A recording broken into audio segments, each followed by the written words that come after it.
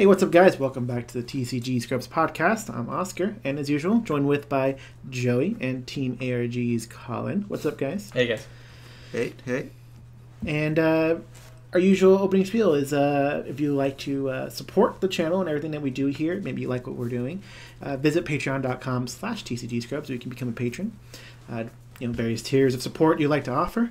And also everything that you see here is brought to us by Happy Little Hook Factory. If you want to visit them, we have a link in the description down below you can click on so they know that we sent you. And you can do things like pre-ordering some of the product coming out here soon, which we'll probably start spoiling here starting... Actually, this comes out Tuesday, so you would have already seen some spoiler videos for this. And so if you're getting hyped on it, you can visit the link and maybe get some starter decks or a booster box. Yeah. Also, we'll be having, I'm not sure when, I'm trying to coordinate it, so either the next week's podcast or the podcast after that will be a discussion with Jeff Finnegan, and so that'll be pretty cool to sort of get some more info, and we'll have some more spoilers out, so we'll have sort of some ideas of questions we might ask him, or he might be able to give us some of his thoughts going forward with New Valhalla, especially with all the hype we have now going, so that'll be something to look forward to as well. Yeah, it's always fun just to talk to him in general. Yeah. So again, if you guys have questions between now and then, maybe you can post them on comments below. For those listening elsewhere, maybe message us on Facebook or Twitter, and we'll make a list of that and see if we can get any of those answered by him. Yeah. Also, I did another tweet. I saw you shared Lancelot, right? Yeah, I showed the Lancelot, and I also, before that, what was it? Was it the first card that was spoiled? And I showed a card that I thought would go with it well. I don't even remember what I tweeted. I did 2 tweets in one day, that's right. Oh, man, that was crazy. I know that I did share all the spoilers that came from GenCon. So for those not familiar, this past weekend was GenCon, which is a big convention for board games that takes place in Indiana. And Force Will showed up and did some advertising, I guess you can say, had a booth and everything. They have a booth every year there, but looks like they really went all out. And they had some exclusive product you can get if you had gone. Cool stuff with that. And each day they were releasing spoilers in little kind of waves. So if you saw images kind of going around with little black squares on them, like the way Jordan used to do, that was that was them. So they would sit there and teach people how to play. And my interpretation of it was as they're teaching people to play, kind of like be like, hey, join the US group and you can post a spoiler, and everybody would get hyped about it and they would do stuff like that. And so we kind of got these cards throughout the day, and I went ahead and shared the full images just on Twitter every time we would have them by the end of the day. So it was pretty cool stuff, and I think that's what we're going to talk about today, some of those cards we may have seen, right? Well, we'll be talking generally. I think we might go over the actual cards and specifics. We would have gone over that in the spoiler cast along with the spoiler cards from that night as well. So that we're not just turning the podcast into a spoiler cast, but we'll go over in general, like the main themes, because some of the cards were just sort of like, here's a card, have fun with that. Oh boy, there's a point I wanted to make about that. Could continue with what you're saying. I'll try to remember what you said. Well, kind of going back on it, I remember we really were talking, like, we wanted to go to Gen Con, but we never got the chance because the timing of when we wanted to go before it happened was way too short. But I think we really want to go to next year's. And I remember Colin was like, let's go to RTX next year and Gen Con. But I was like, I don't know, RTX is the same weekend as Gen Con, but it looks like next year RTX is in July as opposed to August, and I'm hoping Gen Con stays in August. Yeah. Well, and to be fair, if I had known all that stuff was happening at Gen Con this year, granted for me also, there's some other stuff going on I didn't know about that was really cool as well, but even just the Force of Will with the exclusive product and coins and the mini tournament and all that different stuff, I would have and also the unpaid invite to Worlds and stuff, I would have gone to that instead of Collinsville maybe, because that sounded like just watching it throughout the whole weekend, I was like, man, that seems like it would have been so much fun. It would have been, like, I really would have liked to have made it to this year's Gen Con as well, because one, like, we've been getting hyped on Transformers, so it would have been cool to have been able to get, like, a starter deck or starter pack. And then I have been getting hyped on the Warhammer Champions card game, which this was their first showing there as well, so they held special tournaments and whatnot. Yeah, we'll talk about that as well in a little bit. The one thing I want to bring up before we got too far into this in case you guys have noticed, probably not because he hasn't talked much, but Joey finally got a microphone. So that was one of our goals on Patreon that we had met, and so it's just a matter of coordinating stuff to get the microphone over and all that. So he now has a legit microphone, so our podcast should be sounding nicer, because it's not only his audio that'll be nicer, but a lot of times because Oscar had to do different stuff with our audio to match his, it just all around made them not sound as high quality as they should be. So hopefully this sounds pretty nice. You want to give them a test run, Joey? Yeah, this is a test run. My other microphone I thought was fine, but they didn't. But everyone else didn't think so. It was good, but the thing is due to how you had to record with it, your audio is low, and then I had to increase it inside of like Premiere, and to increase it, and I had to increase it again by adding that filter again. So like, it had a level of static to it. You know what I'm saying? Like, if I was to cut your audio and then delete a chunk of it, it would be like you didn't realize you're hearing like the entire time because you thought it was normal until I cut your audio out and it was just like actual dead silence, and then it went back to hearing that again. But now it should be way better. I shouldn't even have to do any of that. We'll see. Yeah. We'll see if I have my settings right and everything. On top of that, we do have other equipment coming in. I still need to order it, but I'm going to order it tonight, and then should be here in like 3 days. But we'll have to test run that. I'm excited. Whole lot of equipment. We have a slight test run. I'm not sure we're going to share that video this week, the Epic Stories, Colin? That's next week. Not this week, but next week. Okay. So you'll still see that video before you see us test run this equipment. But it was kind of the overhead thing working, but the way we did it then, the video kept cutting out, so you'll see it go from like the overhead view to a weird angled view. With this new equipment, you won't see it switch back and forth. It'll be like steady, and it'll be higher quality because it was kind of medium quality, even for being a better camera. But yeah, so it'll be cool. And it'll allow for a lot of other things that will be new things we'll be able to do with the channel because of what it allows us. So I'm really excited about that. Yeah. But yeah, so GenCon was pretty cool. So for Force Will, they had the booth set up, which Oscar, you said the booth was smaller than last year's, though. It looked like it was based on the pictures that people were taking when they were sending them. I feel like they had bigger like areas in previous years. I've never been to GenCon, and I've never actually been to the Force Will booth at GenCon, especially. So you can't really take my word for it. I had to look by pictures people share from each year, and my interpretation of those pictures, and that's where I'm speaking from. Yeah, but if that's the case, I mean, to be fair, I have no memory of them being at GenCon last year, and this year I'll definitely remember next year that Force Will was at GenCon. So it goes to show that it's not. If they cut the size of it in order to put more money in like the exclusives they did or the advertising they were doing and different things like that, then that's 100% the better way to go. Yeah. So you want to walk us through sort of like what all happened at GenCon? So for Force Will at GenCon, I know they had starting, was it Thursday night when we saw spoilers? Thursday? So essentially they're teaching people how to play the game using the modified Peter Pan decks, modified being the current way we have stats on the side of it. You're really tired, aren't you? The way Me? No, Colin. He's like so many yawns. Okay.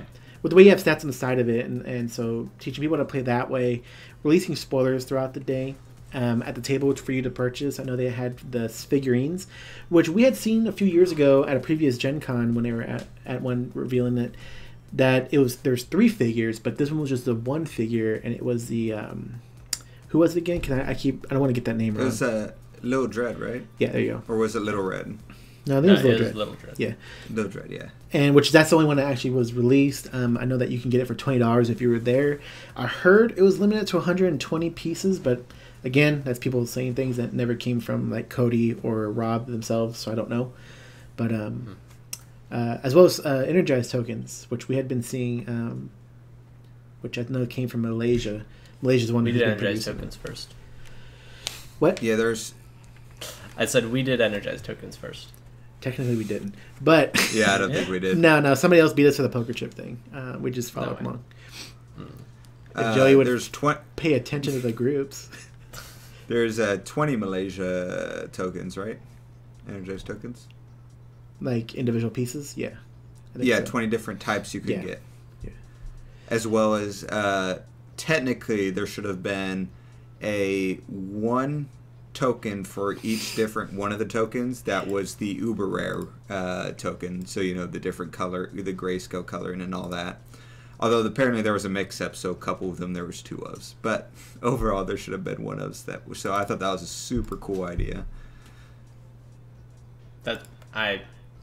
It's kind of cool, yeah.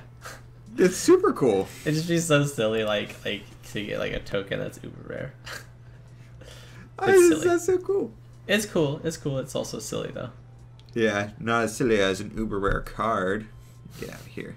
Uber rare cards are way cooler.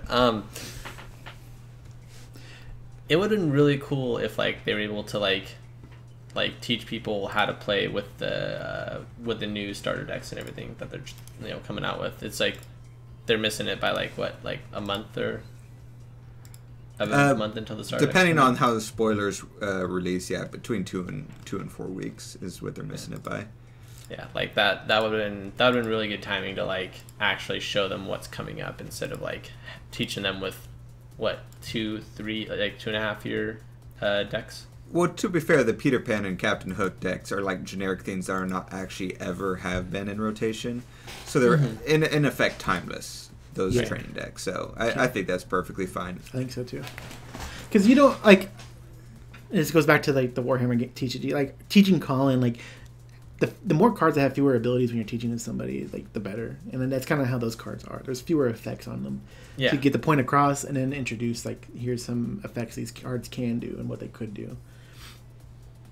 Yeah. But it was pretty cool, the setup. And so, yeah, Cody was spoiling two cards a day, which was a neat way to sort of marry, like, sure, you're at GenCon and you're advertising Force Will, getting the hype going at GenCon. But by doing that, you're getting people engaged at GenCon because they're revealing the cards via different people who were there. I don't know how exactly to determine who it would be, but they'd show them the card and they would take a picture and upload to the Facebook US group, and it was with the blacked out bars, and then someone would do it to the next one and then the final revealed card, and they would do that for 2 cards a day. And so it was a way to really engage the people at Gen Con, involve the people online, and so it just created this cool echo chamber going back and forth. So it just created this non-stop hype throughout all 3 or 4 days of Gen Con for Force of Will, which was a really smart idea, I think. Mm-hmm. No, that was pretty awesome. And the advertising seemed to have worked. We had a bunch of people join the group, and some people who have mentioned in the US group how they used to play the game and stopped for a bit and then came back. Yeah, and several of them are specifically saying because of Gen Con they're coming back in. They didn't realize Force of Will was still going good and all that. And like I told Oscar, it's like, it's so weird that there's this, all along there's this like this mechanism to like showcase this game you have so that people who don't know about it would like know about it. Like this thing called like advertising. Like so crazy that now that they did it, just instantly we seeing people come into the group. And like I know that Gen Con's a little bit different because a lot more went into it, but that's, you know, no one can deny that Force of Will's biggest weakness has always been, and Caster Chronicles 2, was just no advertising whatsoever. Mm-hmm. And I don't know if this rumor kind of came through or kind of got discovered because of like people discovering from Gen Con, but somebody did mention in the US group, and I wanted to talk about in the podcast, that they said they thought that Force of Will had pulled all support from the game, as in no GPs and no events. But I also make sure that everybody understands that that's not true. There's GPs. There's one in like 1 or 2 weeks for Colorado. We had one week. Okay, 1 week, and then we've had every week before this around the world, different various countries holding their GPs. So there's nothing holding the company holding back or anything. It's full support. So spread that around, or not spread that information around. Let everybody know about that. But it's such a weird thing. I don't think anyone who watches our stuff would think that, because you know, we do the weekly news, goes over the GPs in our website, and Ruler School has their tournament reports and stuff like that. So I'm curious, like, where that stems from and all that. It's probably something with like the LGSs or something, because I know they're not like, I'm sure like there's a lot of LGSs that like have abandoned the game and stuff. And probably, yeah. I know that some of them use the excuse of like, oh, our distributors don't carry it anymore, but then people find out, oh, I use that distributor too. They do carry it. And it's just like, well, that store was making something up. Yeah, I think it's like LGSs are not with Force of Will. Yeah, which is a shame. It's a shame, but at least we know that they're working to fix those things, because that's something that's been mentioned in Q&As to reestablish that connection with LGSs. Well, because part of the problem, going back to the thing I said about advertising and all that, and that's part of the problem is like Force Will was just like, here's our product, you do all the work to sell your product, and then, so they're like, well, no, I could just go buy other stuff, and they do all the work to advertise it, and I just have to have the resources to sell it to them, which is how it should be. And so Force Will, it's always felt like they put 100% of the burden on the players and the LGSs. And so from that, if they start to remedy that, then we might start seeing LGSs get back into it once they realize, oh, they're putting in all the advertising, all the work. They're giving us free demo decks to actually give out to players who want to play the game, all this stuff. All we have to do is properly display it on our shelves and, carry the product. And maybe they take care of the rest. Oh, go ahead, Joey. Yeah, it's just it's a weird thing where I think that if you are an LGS and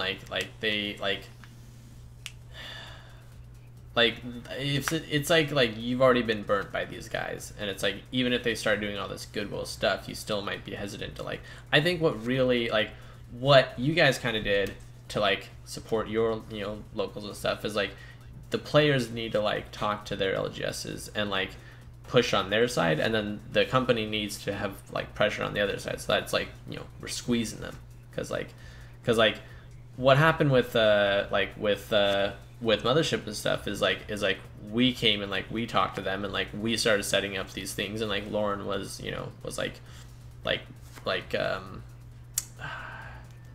forgetting the word, but she was hearing us, and she was actually working to get us product and stuff, and that, And I'm sorry, I want to jump in before that. Is that it's a difficult thing to be in a position as a customer, as a player, because you want to believe your LGS and you want to trust them. Like me, I feel like we have a really good relationship with ours, like Lauren at Mothership, because she's genuine, she seems nice, but it sucks because she tells us that she has this really good relationship with her distributor that she loves to go with. She told Colin just the other day because she found out they sponsor Team ARG. But the thing is, she hasn't gotten promos in months for this game at all. We go and we just play because we were going to earn some booster packs if we get enough people to run a tournament, and that's all we get. We haven't seen promos in probably half a year now. And the only promos we do get are the ones that come inside of a box or the ones that come inside of the pre-release kits, and that's it. Mm-hmm. So it's kind of a tough thing to see where distributors are coming from. Yeah. But in answer to Joey's question also, as far as being burnt and stuff, at the end of the day, money is money. So if Forceful says putting out the advertising and they have people coming in and asking for the product, they'll get it. They might get it limited quantities. They're not going to excessively buy it and stock up on it. But once they see that it's consistently selling and stuff like that, like what happened with Mothership is she keeps buying a bunch of product and it keeps selling out. So she's slowly increased the amount she's bought each time and stuff. So it's just that, at the end of the day, money is money. Yeah, like that demand needs to be there, and I feel like that's the player base needs to talk to their LGS and actually express demand, and then they'll be we don't have this, or I'll order a box or something, and then if that happens enough times, or there's a couple people here or there who are hey, let's hold a tournament, is that fine? Then that's how it starts ramping up and stuff. And I don't know. It sounds I don't know. It sounds really hard to. It sounds like it's gonna be a hard push to get LGSs to do that stuff and support it. We'll see. But on the GenCon side, right, going back to there. So we had that push and everything. So we had the spoilers. So we kind of got a couple hints on what direction some of these cards and colors and stuff are going. 1 second before we jump too far into that, because I was waiting to get the okay to talk about it, because I didn't want to show it on screen if we couldn't, but we can. Another thing they were handing out is for those who decide to work for the day or to help out the booth, they received an energized card instead, which is pretty cool looking. Sigma Padden, Josh Padden, you'll see his name here on the card, I think, had that. We'll put up on the screen, which I thought was really cool. I would totally work for the day just to get something like that. Truly unique, and it has your name on it. I thought that was pretty awesome. Wow. Joey, I saw it. It looks super cool. Yeah. Joey, did you see it? No, I didn't, and It was- can't share it in the... Yeah, it was on our thing. I sent to you as well. But yeah, it was Animal, which is pretty awesome. I know Colin likes Animal. Yeah, he does. But I'm sorry, go ahead and get back. We saw spoilers and we seen the color identities of the things he's do. Okay. Yeah, That looks amazing. Okay. Yeah. Sorry, I didn't have Discord open because so. Yeah. We're also switching from Discord this week to hope that solves other audio problems as well for you guys. So hopefully that helps. But so for example, the first card that was spoiled had the enter keyword, right? That was the first one. That was spoiled? No. That was The second first one was whenever this card attacks, you Yeah. add a light color. Oh, okay. So the second one was the enter keyword. I do like the direction of like the first one as far as like the white ruler goes, like in Valkyries, because like they kind of said like Valkyries are going to be like field flooding, and so I feel like being able to like attack, generate that like the mana and stuff, and then playing like cheap one cost stuff is gonna have like you're gonna have a wide board. Sorry. Real quick, because I don't know if Oscar will have it on the screen or not. So the white one was 2-drop 6/6 6/5. white resonator, 6/5 resonator that swings in, and every time it attacks, it produces one light will. Just in case it's not on the screen.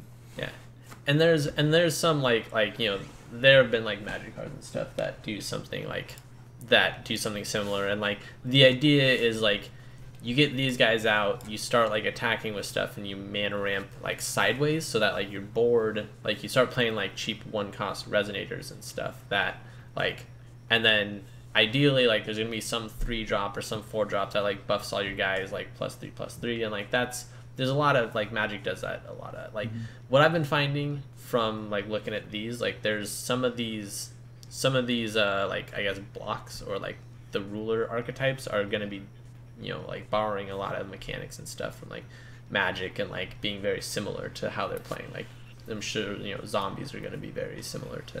It's gonna be some really cool stuff in there. So it's like it's very interesting. Like the card alone isn't super good, but the amount of like, you know, other things it could enable could be really interesting.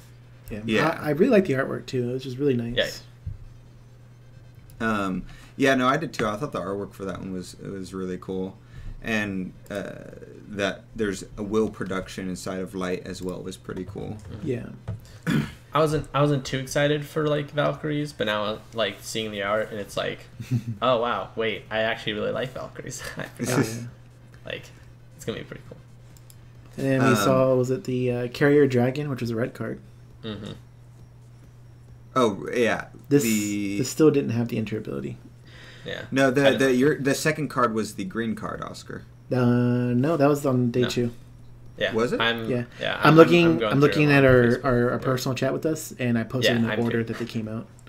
Okay, that's fine. But anyways, Carrier Dragon was a 2-cost, 1 red, 1 void. It was a 2/7 with flying as a dragon. And it's a discard a card. This card gains plus 500 attack until end of turn. Play this ability only once per turn.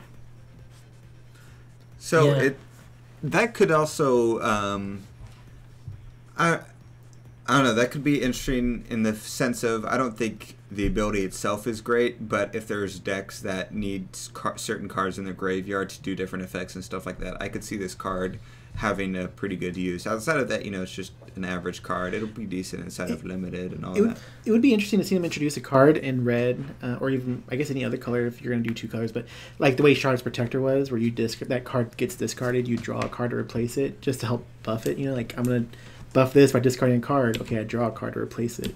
Like seeing something like that maybe introduced would be pretty neat. Like a field card of whenever you an effect makes you discard a card or something like that, you draw a card. So, Exactly. You know, however like that would be worded. Something like IU or the blue. Yeah, exactly. Like Oscar was saying, blue Charles Protector stuff. Yeah. No, that would be cool.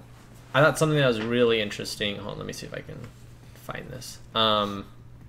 So something that I think Magic does a lot is like all their dragons are really high cost because they're big scary dragons and stuff. And so I thought this being like a 2 cost is very interesting.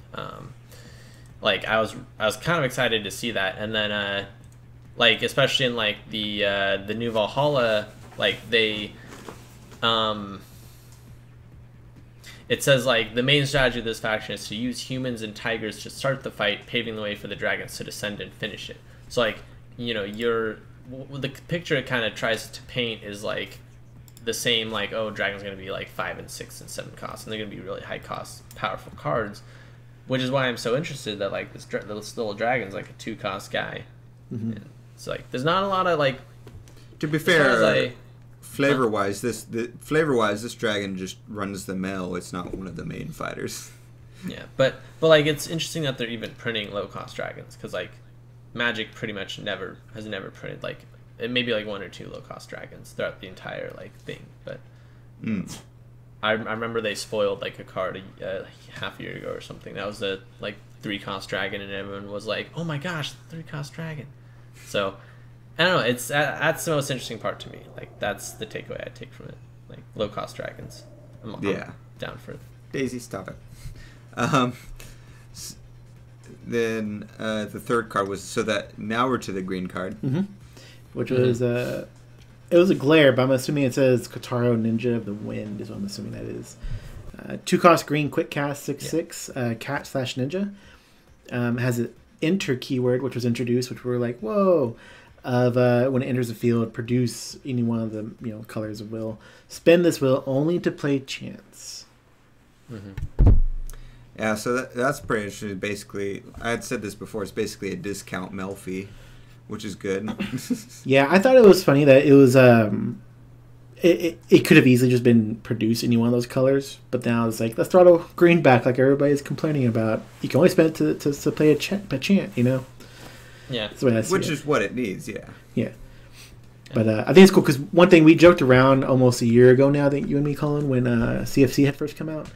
And it was like, hey, there's so many cats, we can make a cat deck now. It's like, man, you could really make a cat deck now with a good cat ruler. Because before we're like, man, we have to do a Wanderer deck using, what was it? Your cat you use from Limit. Yeah, I forget the name of it. Anyways, he had a ruler back in Grimm, and you could have used that as your ruler so you can keep up with the cat theme. But now it's probably going to be a good cat ruler. Oh, you talking about, was that the... Yeah, it's I know what you're talking about. Yeah. It was one of the Musketeers or something, wasn't it? Yeah. Oh yeah. Puss in Boots. There you go, Puss in Boots. Yeah. So you're able to run with Puss in Boots, yeah. But now you have a good one coming out soon, and because you can do that. But I thought it was funny. I'm really liking like the quick cast. Like, I love the the idea of like ninjas coming out of your hand and like surprising people. So I'm hoping they have more good quick cast stuff. But yeah, but the main takeaway was the keyword there, Oscar. Yeah, the fact that it came in. When I first saw the card, it didn't trigger my mind to be like, oh, look, enter. I was looking at it and I read the comments, and then that's when I saw somebody mentioned, hey, enter's back. I'm like, oh yeah, enter's back. The heck? It's interesting. Like the way enter works is that you have to play it from your hand to get those enter abilities, and we're still not sure, right, if they're gonna be like changing the CR or keeping I highly doubt they will. It's just here it is, it's back. I know I mentioned on Twitter to somebody, I was like, oh, we'll see if they change it. I really highly doubt they're going to change that at all. And I think it was just a fix, being like, there's certain things that can blink, and it's just the fact that as it enters the field, and this fixes that. Because for those of you who aren't familiar, enter means it only triggers that ability if it came from your hand and nowhere else. So when Lumia is rotating, they finally fix enter abilities. Pretty much. I think it's because there's so many so much potential for and I thought that's why they did it the original way too, is there's so much potential for broken combos and stuff that they might not think about. So using this as a keyword like this might be them bringing it back and saying hey, the power level was too high now. Yeah, because even things like Kage's Moomy Butterfly would search a card out and trigger its ability. This wouldn't trigger as a result. Yeah, correct. Yeah, so that's and even if it's not preventing anything, like we said, Lumia is rotating, so you don't have to worry about that. And there might not be anything that really you have to worry about comboing anyways, but it's just a nice way to future proof, so that it also gives them more freedom to do stuff do as they always do, which is not worry about the consequences.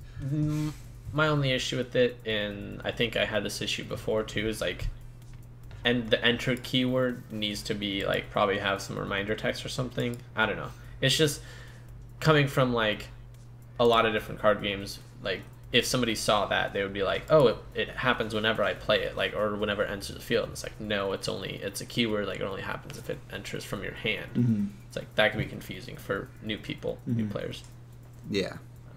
You know, look up keywords and stuff. I know like quick cast makes sense. You know, a lot of the stuff, swiftness, you know, pierce, like a lot of that makes sense. But yeah, I know Colin is hyped in this next one. Which was the next one? Demonic Commander, right, Oscar? Yeah, Demonic. I clicked on it too, thinking I was like, wait, that's not it. Lancelot, the Glass Knight. I'm gonna let you talk about this. Oh yeah. So the reason I was excited about Knights of the Round Table and stuff like that was because it's Knights of the Round Table, which I had played with before, which I always enjoyed that sort of deck. It's Machines, which I also really enjoy and thought was cool. And so it's those two combined. And when we had seen it, this sort of paragraph describing it, it said that they used counters, and then you would remove counters to do different effects. But some things you don't want to remove all the counters, because then if they're a machine, they would break down or stuff like that. So I was like, oh, that's super cool flavor. And so they introduced this guy, which when he enters, he just does a field thing. Which one, the artwork is super cool, but when he enters, he does a field thing of just everything on your field gains 100 counter. And he enters the field with some counters, I think. Does he? Or is it just that first effect? He puts a counter on himself because he's a machine. Okay. So he is a machine. But he just puts the one counter on. Which I found was interesting. He's not like a machine / knight or knight of the round table. He's just machine and nothing else, which I found interesting because he definitely looks like a human. But but so he does that, and you can remove counters to do stuff, and then one of the main ones is you remove 10 counters off of any resonators you control, and it gets rid of all of your opponent's resonators abilities, and then it goes and destroys all of them.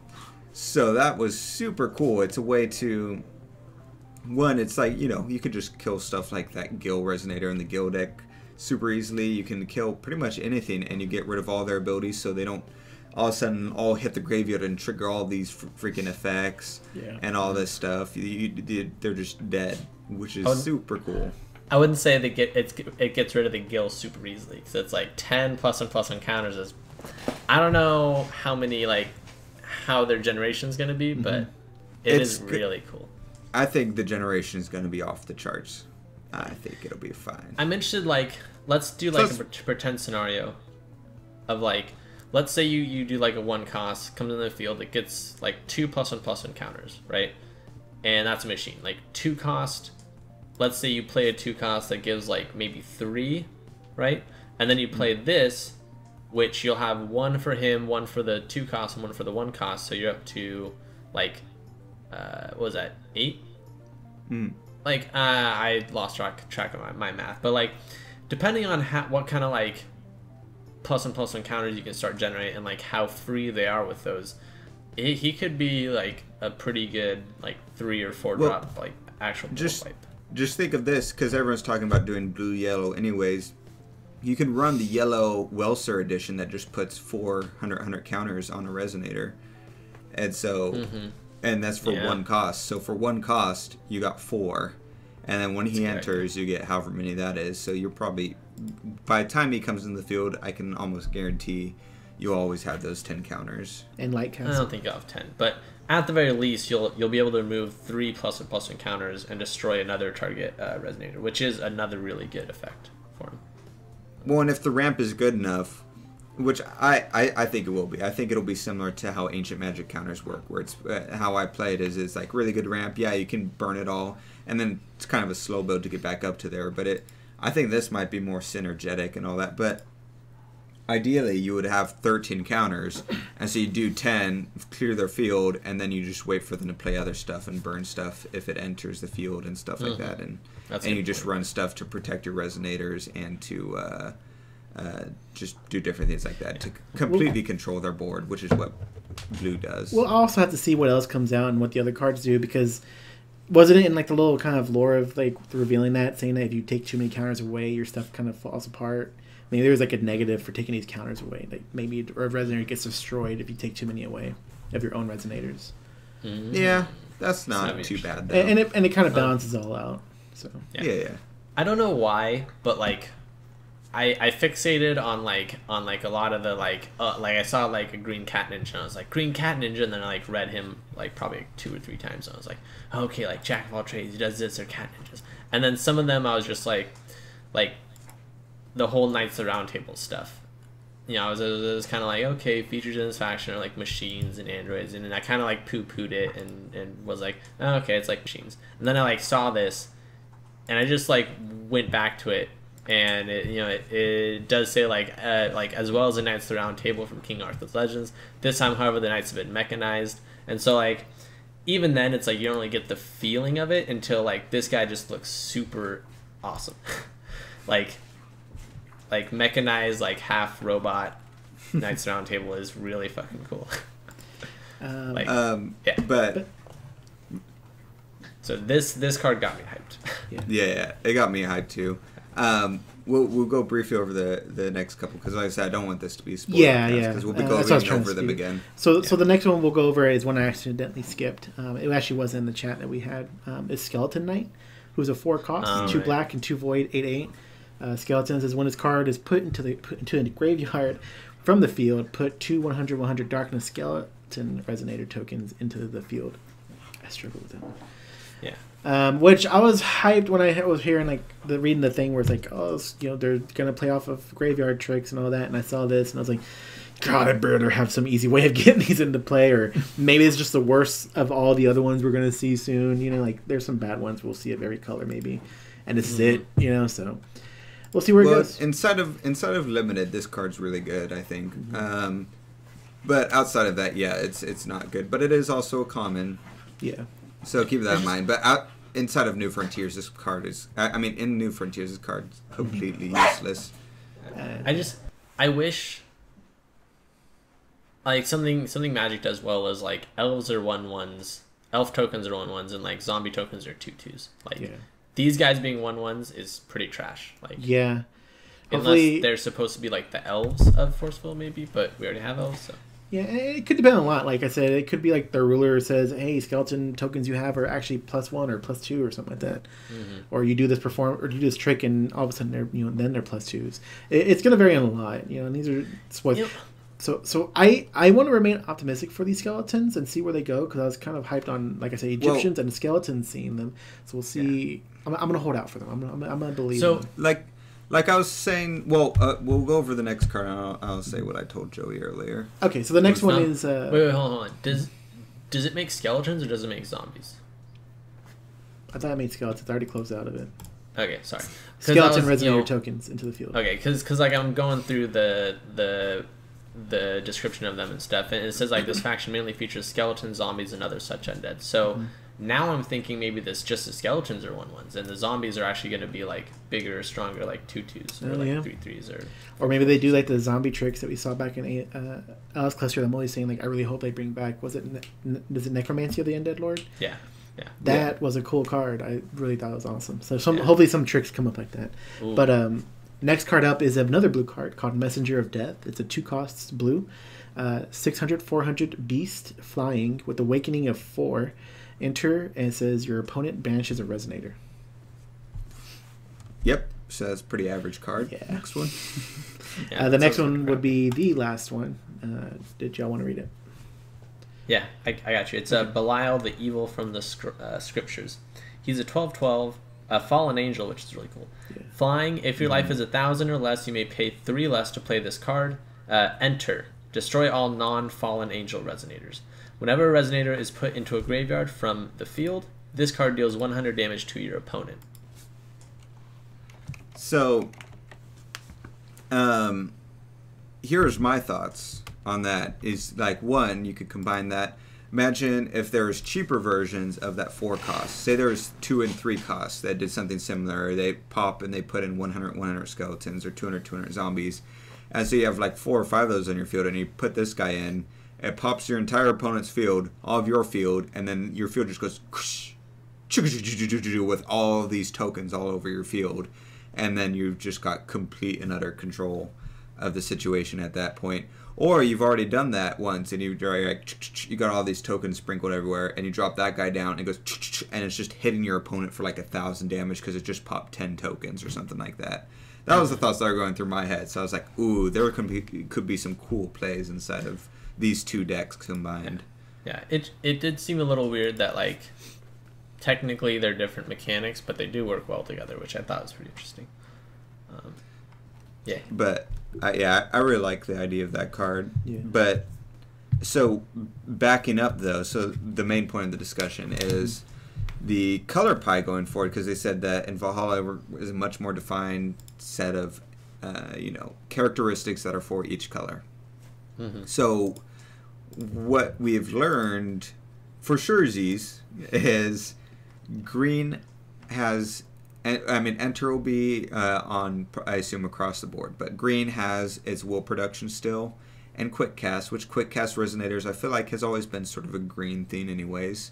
So we've got that in there, which is cool. Like Joey said, with the ninja cats and all that is pretty funny. If only we had like standby cards, they would just bring the whole ninja cat theme together. Yeah. But you have that. You have we have our first inkling of getting rid of abilities inside of blue, which you might be thinking, yeah, blue's always had that, except this, they gave it to green as well, the strongest ability thing. So I'm glad to see that just off the bat we've already seen ability reduction inside of blue. And then I like the counters are in blue, like +1/+1 counters. Yeah, maybe right now, but hopefully going forward too.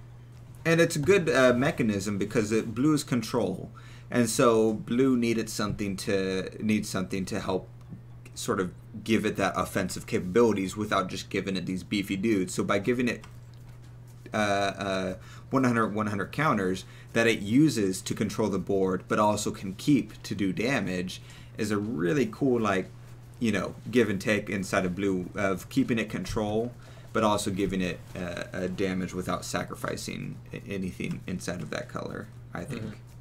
Yeah. I wish we'd seen more of what red is all about, like at least for this one.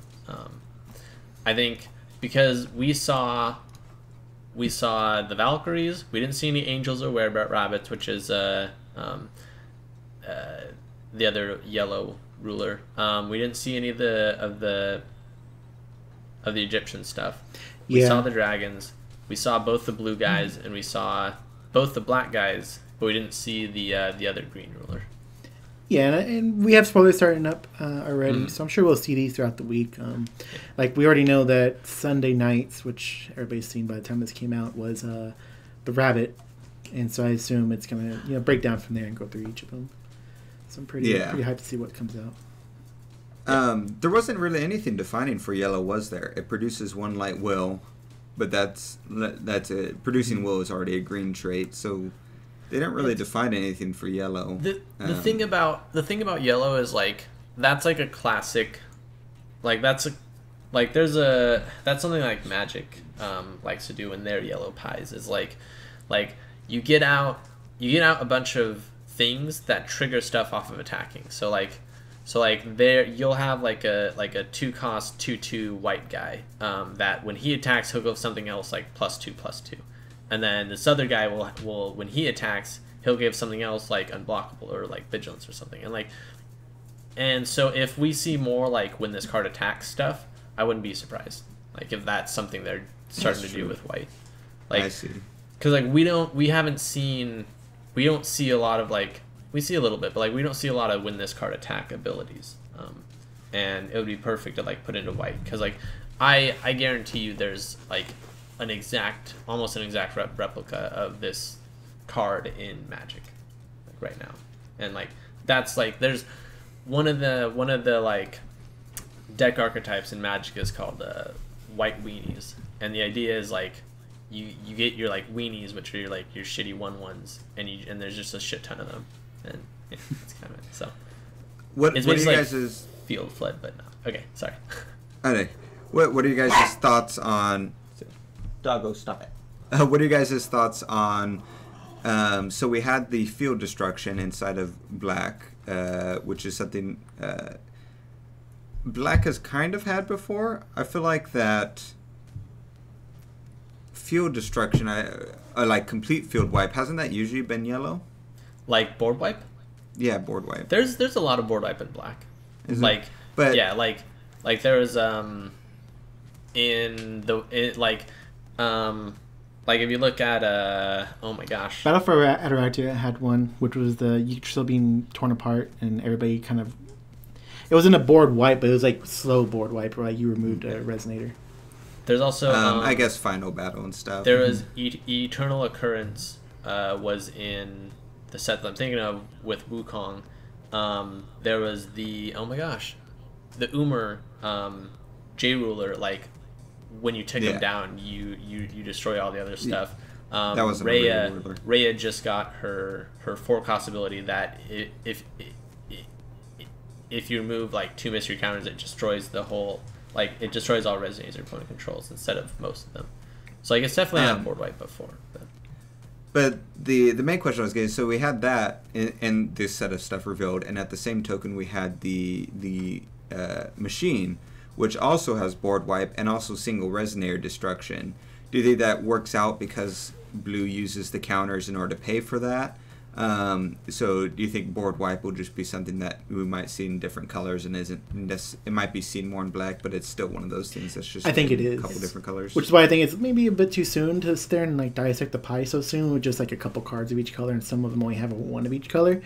I think tonight, like for us tonight, Sunday night, when we see the white spoilers, we'll actually get an idea of what white is trying to do and what it's going to do going forward. Well, that's why I was skipping over white. But I'm going to skip over all the colors on my own opinions. Just I'm going to wait to see what comes out this week, and then I'll weigh in on next podcast. Like, okay, cool, we know what they're doing now. This is what I think of this color, and this is what I think of that color. Here's the point, though, is let's say we're like, all right, we know what to do now. Black does field wipe. My point still stands. Blue, we see a card that has field wipe. So my point or my question to you guys still would be identical no matter what. Well, yeah, if it turns out blue has all the blue board wipe, then my question is identical, but asking why black has the board wipe. Right. You guys get what I'm trying to say. I feel like you already answered that. Just like, yeah, I think it belongs to black, but yeah, I also think every color will kind of get their own version of it. Well, so like the thing is, like historically, we like. The way I view, like, there's, like, tons of board wipe options. There's, like, so, like, black, in my opinion, always gets, like, the destruction stuff. Red gets, like, the damage stuff. So, like, it'll do damage to all resonators, or all resonators of your opponent controls, but it's doing damage to them. It's not destroying them. Blue has a bunch of, like, bouncing board wipe, where, like, it returns all resonators your opponent controls to their hand. And then, like, white... I can't remember a lot of the white stuff. Like the only one I can really remember is the destroy all resonators, all non-golem resonators your opponent controls. Or escape from I can't think of any. Which said pick one resonator and the rest went discard. Oh yeah. There are a couple. And Lumia's Judgment. Yeah. So there's definitely, I don't know. I think it's just like different ways they're controlling the board, with like black being the most like the hard board wipe. And then, like, blue being probably the least hard, where it's, like, they got all the resonators back. You know, red being, like, good, but, you know, some of the bigger stuff will still survive because it's just doing damage. So, I don't know.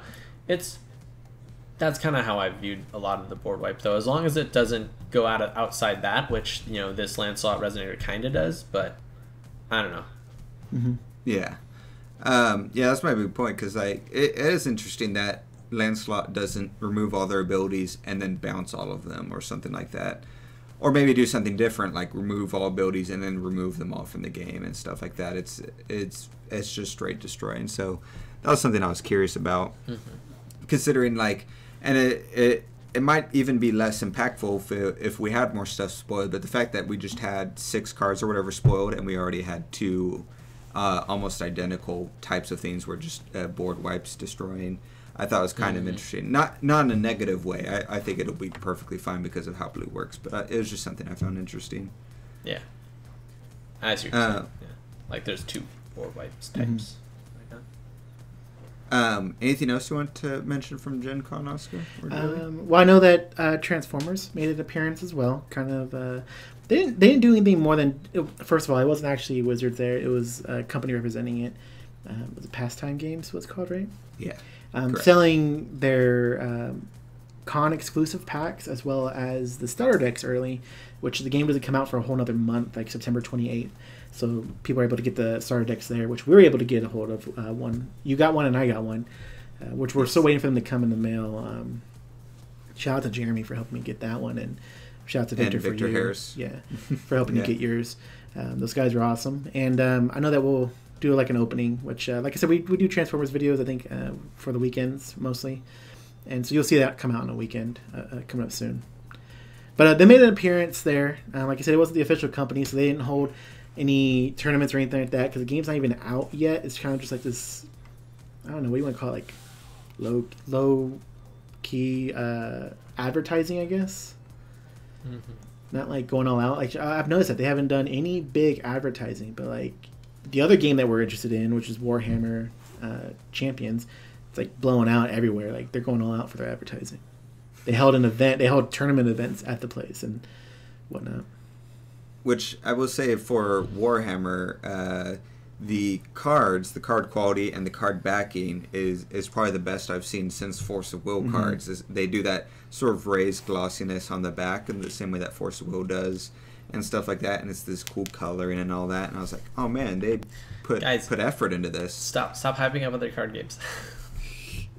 But if you guys are curious on Warhammer, let us know because Oscar was thinking of doing a video for that on the weekend as well. Yeah, so I think I'm going to make a video series out of it because of how they're handling it, which is really awesome. One, I went ahead picked up a box as well as the starter decks. So there will be an opening of that. And then two is when their game finally comes out. It's like every card you've earned in real life, you've actually earned in the game. And on top of that, and maybe we'll put them on here on screen. When he says in the game, he means in the digital game. In the digital game. And I'll put on screen here. They have these cool booster cards where people can scan them, and each person's earning rewards off of those. And in some cases, some people are earning booster packs to open up in-game, which is pretty awesome. So it'll help us to create content, and for those who can't, say, support us through like Patreon and things like that, it's like using you download the app, which is AOS Champions, and scan these cards to help give us rewards in return as well. But here's that card backing. You can kind of see the glare.